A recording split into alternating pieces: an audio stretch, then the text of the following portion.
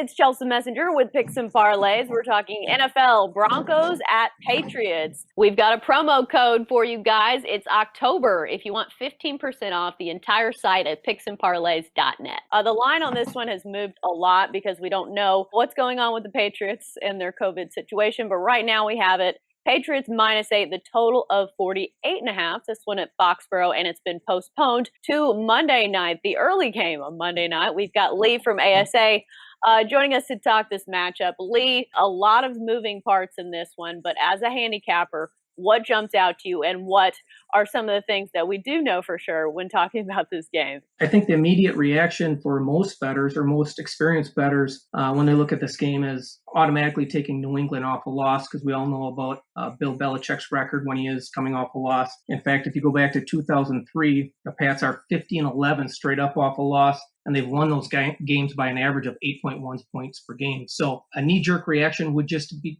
blindly take New England in this game. But I'm going to look the other direction and take Denver. Of course, a lot hinges on the quarterback situation for both teams. Will Cam Newton be back in time? We don't know. Will it be Hoyer or Stidham for the Pats? We don't know that either. I would expect Stidham. I think he looked better in their last game. Hoyer did. So I'm kind of banking on that. Denver's also got quarterback questions. Is it going to be Rippon? Is it going to be Drew Lock? Apparently he practiced this week on Thursday, got some limited reps. So we're not sure if it's going to be him or Rippon. Both teams are going to rely on their running game. Let's face it. It's going to be a heavy dose of Melvin Gordon for the Broncos. New England is currently first in the NFL in rushing attempts per game. They're second in rushing yards per game at 180 rushing yards per game, and fourth in yards per carry at 5.1. Denver's defense, even without Von Miller, has been very good this year against the run. They faced two top 10 rushing offenses already this season in Pittsburgh and Tennessee. Yet they have the 13th best rush defense, allowing 109 rushing yards per game at 4.2 yards per carry. So their defense has held up against the rush. If that's New England's game plan, they're going to run the football exclusively here. I like Denver and the points. They lost to Pittsburgh by 6 or lost to Pittsburgh by 5, I believe, and Tennessee by 2. So two similar teams to New England. So I like the points. Right. As you mentioned, Denver's actually been pretty good against the spread, 3-1 on the year when it comes to against the number. But as I've seen around, the media conglomerates, it looks like everyone's picking the Patriots because of what you mentioned with the rush game.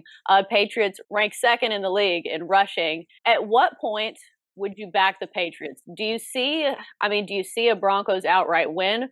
Or at what point does that number become too small to back the Broncos? Because I'm sure it will move. Yeah, I wouldn't take Denver at anything less than 7. If Cam Newton comes back and plays for New England, then that changes things drastically. If he comes back, I'm going to guess that line moves to at least 10. I would expect a number of 10. In any scenario, unless Cam Newton doesn't play and somehow they adjust the number down below a touchdown, I would stay with Denver in this game. And it also should be noted that the Patriots have not been able to practice. I think the plan is now, as of taping this, that they're supposed to practice on Saturday and have a walkthrough on Sunday. But how does that change things for you? Yeah, that's exactly right. But if anybody can overcome that adversity, it's Bill Belichick. Clearly, I mean, he's the best tactician in the game today. So if anybody can do it, it would be him. And then one final note, the Patriots also will be without Stephon Gilmore, who tested positive for COVID, and he's the reigning Defensive Player of the Year, a really good cornerback. So not great for the Patriots as well, even though I don't think the Broncos are probably going to throw the ball a whole lot. No. Rippon last week, I believe, he had a decent game, but he did throw 3 interceptions. Otherwise, his statistics were good. So if he can eliminate the turnovers, if it is him over Lock, they should be all right. All right, well, that about wraps it up for everything we know at the moment for Broncos and Patriots. That's going to do it here on Picks and Parlays. Good stuff from Lee. Lee, thanks for joining us.